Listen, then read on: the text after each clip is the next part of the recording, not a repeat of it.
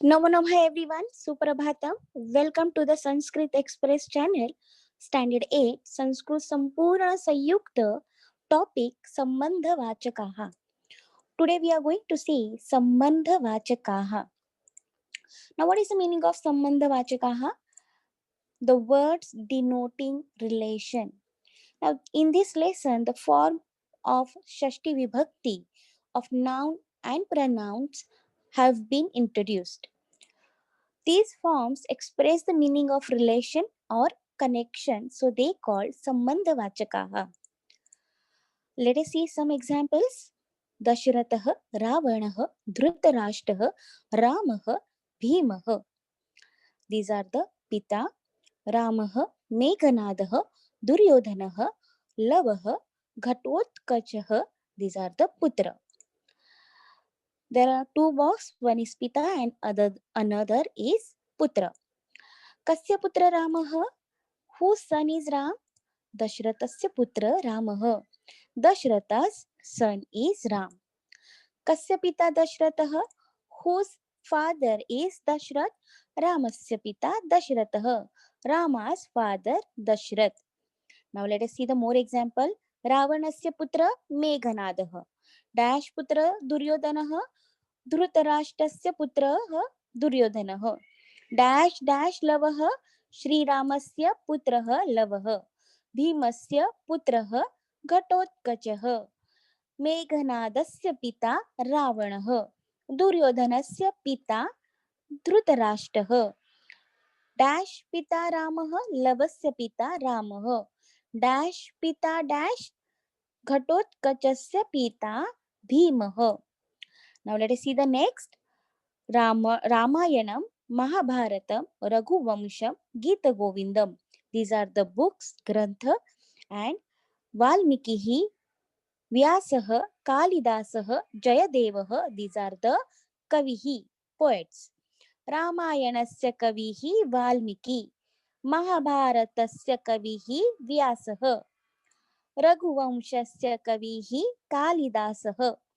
Gita Govindasya Kavihi, Jayadevah. Now let us see the next. Sita, Urmila, Rama, Parvati, Rukmini. These are the Patni.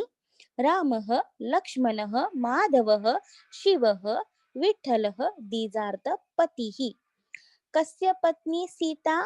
Whose wife is Sita? Ramasya Patni Sita. Rama's wife Sita. Kasyaha Patihi Ramah. Whose husband Ramah? Sitayaha Patihi Ramah. Sita's husband is Ram. Now let us see the next.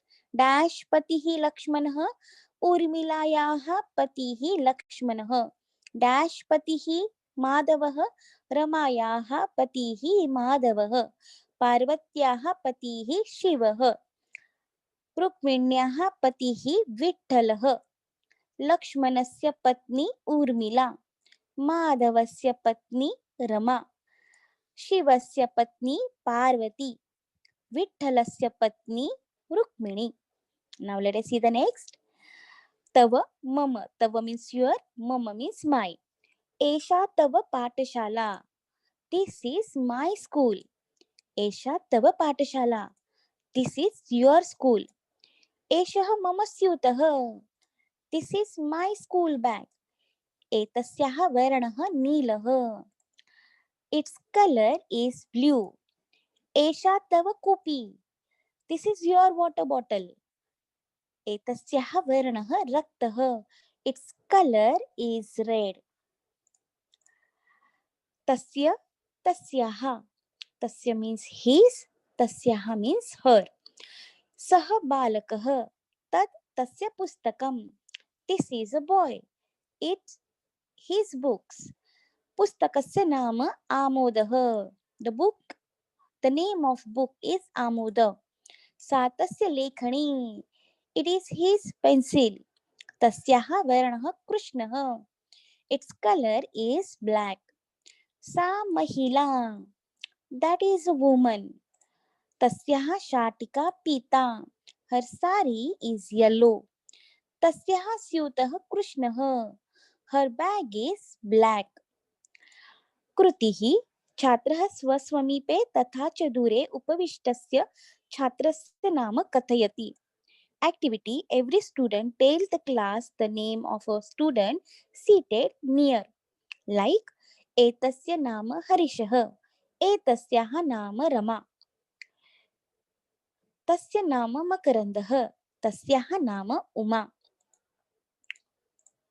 भाषाभ्यासः: योग्येन रूपेण गीतं पूरयत. काक dash वर्ण कृष्णः कृष्णः, काकस्य वर्णः कृष्णः कृष्णः. आम्र dash वर्ण पीतः पीतः, आम्रस्य वर्णः पीतः पीतः. पर्ण डैश वर्णः हरितः हरितः, पर्णस्य वर्णः हरितः हरितः. गगन डैश वर्णः नीलः नीलः, गगनस्य वर्णः नीलः नीलः. वाक्यानि लिखत. शर्करा स्वादः मधुरः, शर्करायाः स्वादः मधुरः. The sugar taste is sweet. यानं वेगः अधिकः, यानस्य वेगः अधिकः. The speed of vehicle is high. बालकः युतकं मलिनं, बालकस्य युतकं मलिनं. The boy's shirt is dirty. नदी जलं शीतं, नद्याः जलं शीतं. The river water is cool. मेलनं कुरुत. एषः एतस्यः, एषः एतस्य, तत् तस्य, अहं मम, त्वं तव, एषा एतस्याः. शब्दरूपाणि लिखत. यथा देवः देवस्य, सूर्यः सूर्यस्य, स्यूतः स्यूतस्य, गणेशः गणेशस्य. पादपः मीन्स ट्री, पादपस्य. माला मालायाः. Now see mala is a ending word. बालिका बालिकायाः. मापिका मापिकायाः. शाटिका शाटिकायाः. शाटिका मीन्स सारी. जलं जलस्य, गृहं गृहस्य, वनं वनस्य, शरीरं शरीरस्य. नदी नद्याः, द्रोणी द्रोण्याः, वेलनी वेलन्याः, कर्तरी कर्तर्याः.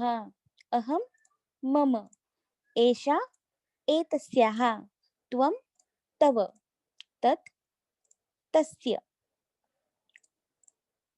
चित्रस्य शब्दानाम् आधारेण वाक्यानि रचयत. यथा शालायाः पुरतः ध्वजस्तम्भः अस्ति. Now pay attention everyone. पृष्ठतः means back, पुरतः means in front of, उपरि means up, अधः means down, वामतः means left, दक्षिणतः means right. एषा पाठशाला अस्ति. पाठशालायाः पृष्ठतः पर्वतः अस्ति. पाठशालायाः पुरतः ध्वजदण्डः अस्ति. पाठशालायाः दक्षिणतः क्रीडाङ्गणं नदी च अस्ति. पाठशालायाः वामतः वटवृक्षः अस्ति. पाठशालायाः उपरि मेघाः, सूर्यः, खगाः च अस्ति. I hope you have understood this. In next class, we are going to learn the new topic. Till then, stay safe, stay tuned. धन्यवादः.